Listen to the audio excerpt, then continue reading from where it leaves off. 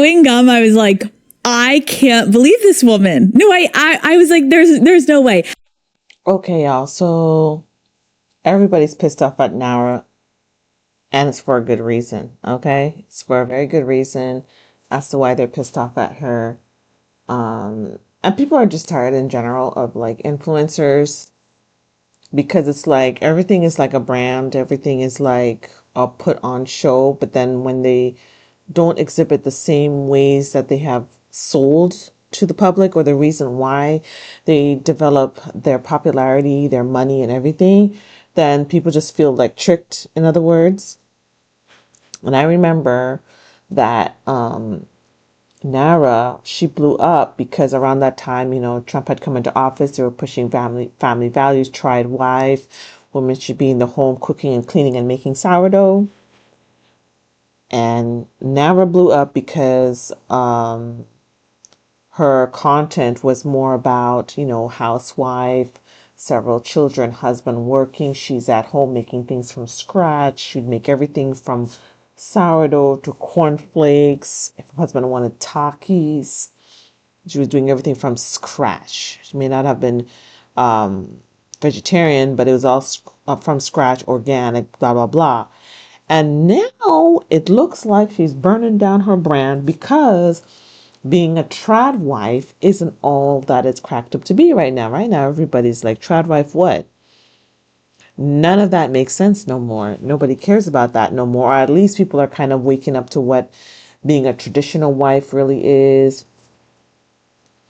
And also, it was kind of selling the idea that women don't need to be outside working, but somehow Nara's making all this Nara and her husband, well, okay, we're just talking about Nara Smith, making all this money with her YouTube, her endorsements, flying out to executives, making brand deals and all that stuff, and having a huge financial benefit. And then, she's out here talking about, I was never a trad wife, but you didn't say anything when people were associating you with trad wifery. So everybody's kind of BSing about that. But and I think she went on Call Her Daddy podcast and ended up saying a bunch of stuff that now everybody's just like, you know what? We're tired of these influencers. She's bogus. Why is she backtracking about it right now? But anyway, this is what she said. That's how some people feel. They're like, is she actually being serious? Is this real? Does she actually make it homemade? Like, I guess my question is like, how intentional are you about selecting recipes that people will have the reaction I just had, where you're like, no way. I think it really depends. It sometimes gets born out of me seeing something at the grocery store and being like, can I make this at home?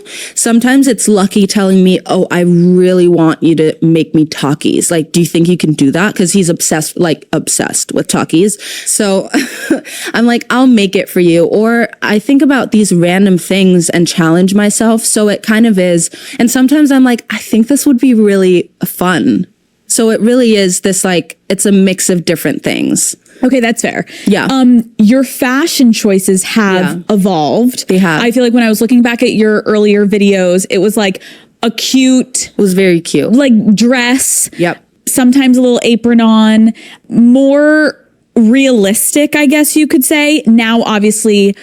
We're hitting full couture in the kitchen, baby. Honey. The gloves, the one with the gloves. The scap gloves, yes. The ones with the nails. I was terrified of ruining them. I'm like, I'm so sorry, Daniel. I'm just making some rice pudding. It is crazy, though, to see that evolution. Can you talk to me, though, about those beginning days of, yes, I know you said, like, I wasn't getting to wear any of my cute outfits out of COVID. You're in your kitchen, but like...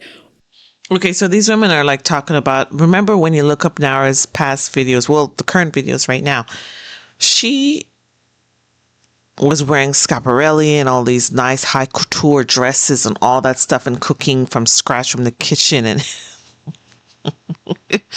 she was like really presenting this really impossible picture of what a traditional housewife is and all that stuff. And it's like, it wasn't really realistic. And I think that's why everybody's kind of like, she was dressed in expensive couture outfits and wearing lace and all that stuff in the kitchen, baking and cooking. And people started coming out and like, well, especially those that were raising children. And it's like, hey, that's not how it looks in real life. Did you also have any understanding of the way that you were presenting and what you wanted to present as a woman in these videos that you were making? Yeah, I think that one's a tricky question because at the time when everything kind of started for me, I was pregnant. So I'm the type of person, I will never buy maternity clothes. I refuse. I'm not going to do that.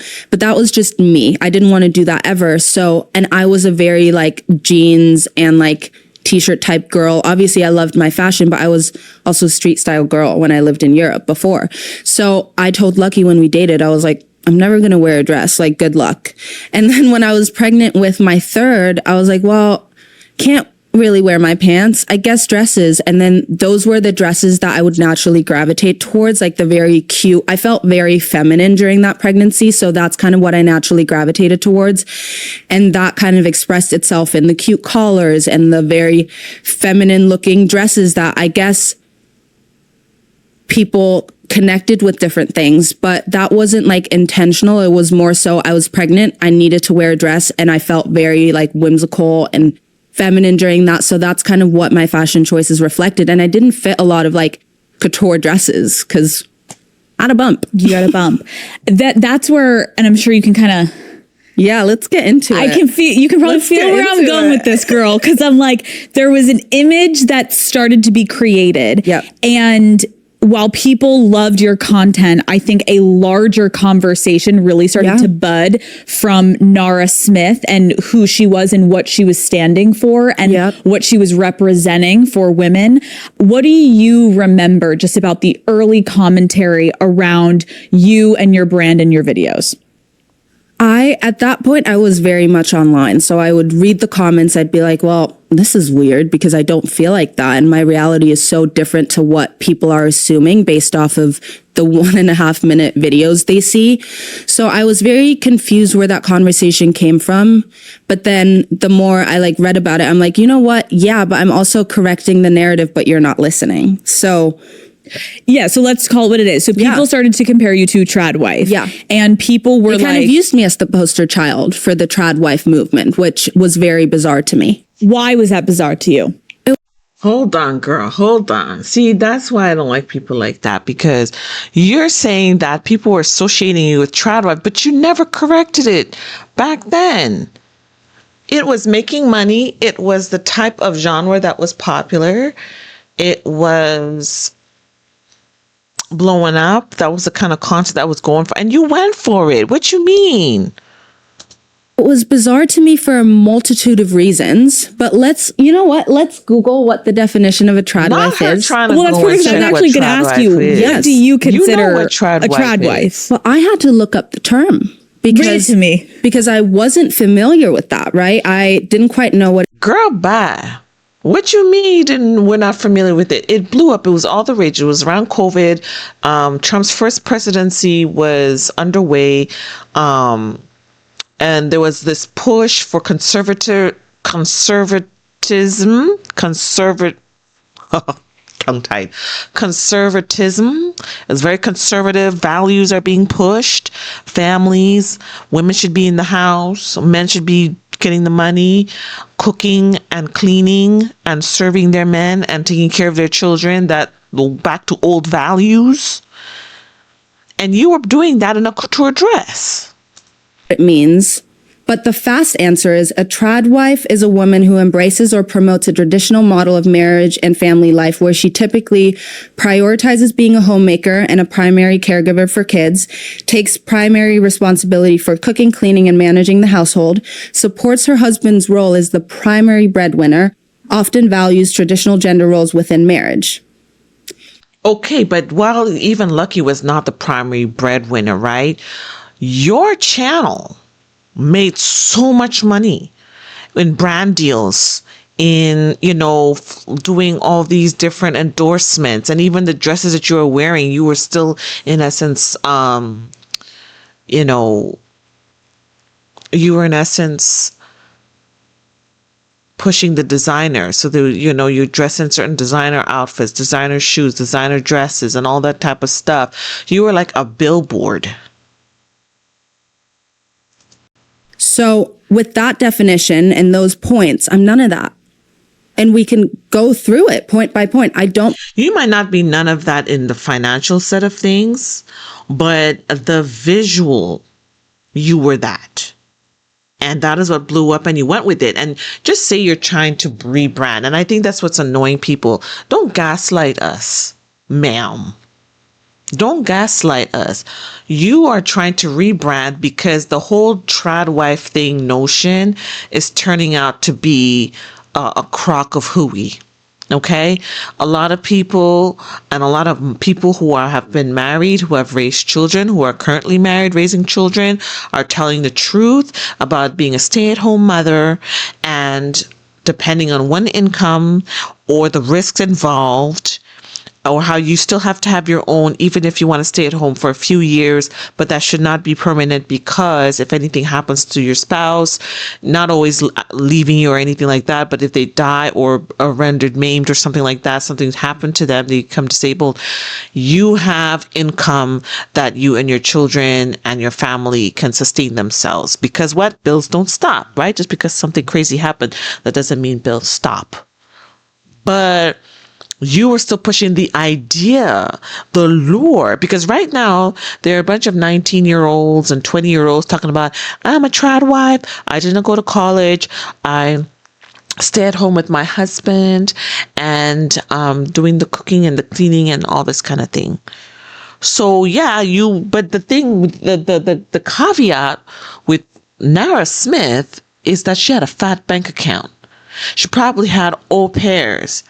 So while she's doing her YouTube videos, and she and her husband are able to go to executive meetings to do business deals that is connected to their online influencer career, you have maids, you have nannies, you're wealthy enough to push that. When the regular woman, that is not the reality.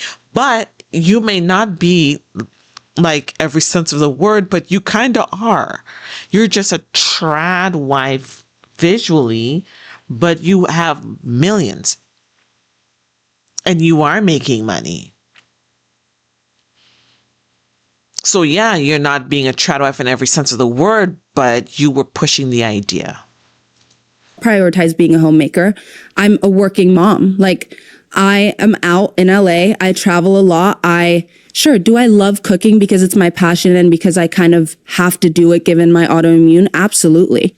But that's a passion of mine. It's a hobby. It's not something that I need to be doing for what? Right? Right. Keep going. I like this. This is good. Primary caregiver for my kids? No. My husband and I split it 50-50. Like, when he works, I watch them. When I work, he watches them. And now, given everything that's been going on, we also have help. My mom's out. We have someone that helps us with the kids because it's just not doable for me to do it all. So that doesn't really work, right? Takes primary responsibility for cooking, cleaning, and managing the household. Yeah, I like to cook. Okay, sue me. I like to. It's not about you not liking to cook. That's not what people have a problem with. It's not that you like to cook and so what's the issue? No, it's the fact that you are rebranding from selling an idea that is detrimental, that is not really sincere, that's not really true, that have a bunch of pitfalls, because that is what was going at the time, and that is what put you on the map as Nara Smith, a household name. Okay, you were able to write a book and sell a bunch of stuff off of the brand that you created. Just say you're doing a rebrand. Sometimes that happens. You do a rebrand every, I don't know, couple of years or something like that. Just come out and say, and here's another thing. Look at how she's talking. She's talking in regular voice. That whole, and now I'm going to have to put the milk into the cereal. And as I stir the cereal, I'm going to put the honey and milk. She's not talking like that. She's talking that regular voice while she gaslights her audience on Call Me Daddy podcast. I feel like everybody that goes on that, any podcast for that matter, they expose a part of themselves that people don't like, and then people cancel them. I don't know. It's not just that it's not that particular podcast. It's just any podcast, because you're sitting down, it's a different format and you're more candid. And I think in that candidness, people like reveal a part of themselves that people don't like. Like, I don't like this Nara. I don't. As a matter of fact, I don't like her as a person. She's sitting there talking the way she talk, gaslighting, kind of sounding arrogant. I wouldn't be bothered with her content. I wouldn't be bothered. Her attitude sucks, because it's like you are acting like we're being ridiculous for believing what you presented. Doesn't make any sense. But cook. My husband burns everything apart from a good steak, so he'll do that. But I like cooking, so I'm doing it. Household and cleaning, he does the dishes. I don't touch the dishes. There's no way you're going to see me washing and scrubbing the dishes. Also, he cleans our house because he grew up. Yes, lucky. His mom was like very, very specific with cleaning to where they had like Saturday crew, and like he has sisters. So like someone was in charge of the baseboard, someone was in charge of the toilet, someone was in charge of this. So he's like very like specific with how things need to be cleaned. So he does it. Perfect. So that doesn't make any sense. Supports the husband's role as the primary breadwinner. No, we both work. Like that doesn't make any sense. Like I provide for our family. So really, I think what's happening is they're taking the image of a woman in a kitchen in a gorgeous dress, and they are assuming that this is your life. And But girl, that is what you put in front of everybody. I don't understand why you sit in front of this girl telling her like we're being ridiculous. You put that to us. We didn't ask you to give us this content. You and Lucky decided to be content creators. You guys decide to say, we're going to do this, blah, blah, blah, and this is how we're going to present it, and you speak in your little breathy, raspy voice or what have you. I mean, come on. What are you doing? we are going back in time, and this is like a very traditional, I think there's also a bigger conversation to be had, because everything that I've been reading online, I find it very concerning almost that we need to put women in very specific, very narrow boxes in order to make sense of them. I don't think so. Why can't we do it all? Why can't we be a working mom that nobody has a problem with it doing it all? But at the time when you blew up, it wasn't oh gosh, this word gets me all the time. The conservatives and their ideals and family life were all the rage, and the influencers that were promoted that, their channels were pushed. They soared through the algorithms, and they made tons of money in endorsement deals and brand deals because being the trad wife was being sold at the time. You're just trying to do a rebrand right now because people are realizing that is not true. You presented that idea. We didn't ask you to present that idea. And as a matter of fact, you stole your whole MO from a Black South African woman.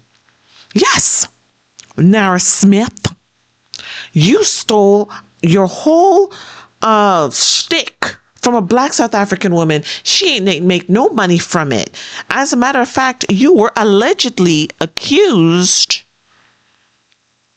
of stealing her very recipe. Some of them, allegedly.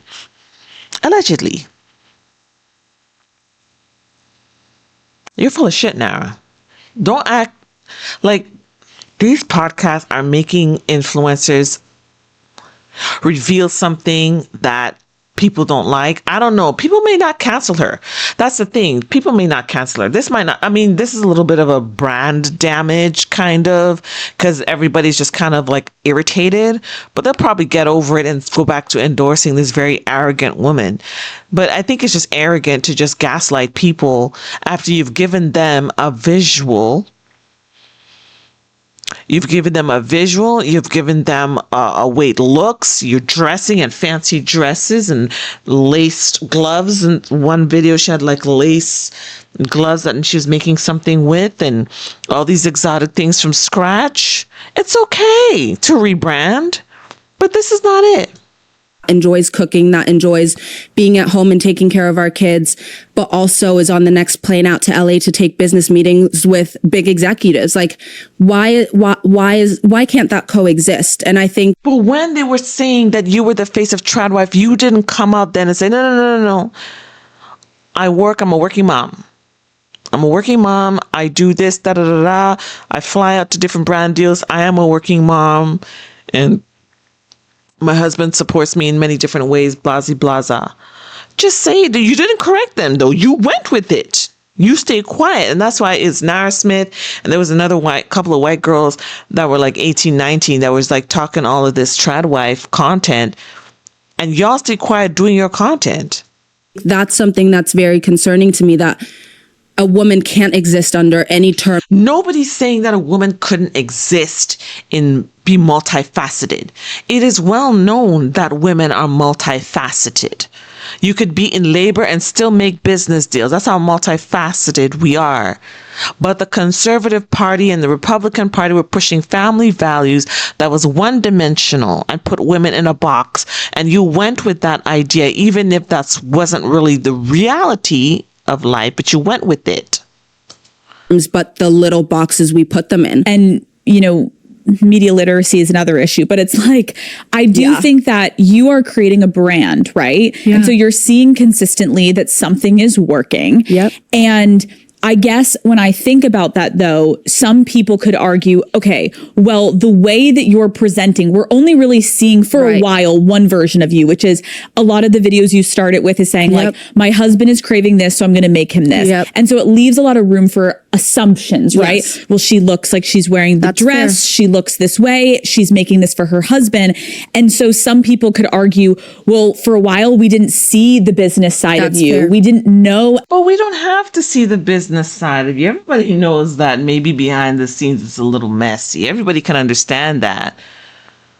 That's not the problem people are having. What people are having is like you're gaslighting them to embarrass or shame them into thinking that, how could you think that I was a trad wife when that's not really the case? We all knew that you were working and you are rich and you were making money, which is not part of being a trad wife. Just be honest. Any of this. So we were assuming that you're just like stuck in the kitchen making these things. But obviously now, as you've opened up more, like we're getting to know a little bit more about. Well, she had a whole team. That's the thing. She had a whole team. You had a director. You have a producer. They come and do the photo shoots. They come and shoot the videos, like batch shooting. You know, like how you like shoot all your videos. You come one day and you do all the content in one day. Like maybe you'll do like 10 videos worth of content, 5 videos worth of content, and then for the rest of the week they're back to editing and then just posting. She had a whole team. It's not like that. It's not like people don't understand that. So did you at all see why people could think that way in the beginning? Yeah, 100%. And how did you deal with that though? Crying to my husband. I'd be like, what is happening? Did they not know that I worked as a model? I've been working since I've been 14, like all these things. But I think I am very fair and compassionate. Like I understand where that can come from. But then the more that narrative started swelling, I was like, well, let me say something. So I remember posting this video of this like morning routine, and my voiceover was me being a working mom and traveling and kind of debunking all of that. But then a lot of the comments were still that narrative, and I realized, no, you didn't say that. You might have been posting it, but they probably think that's just you didn't specify like, hey guys, I'm a working mom. You're just posting this girl.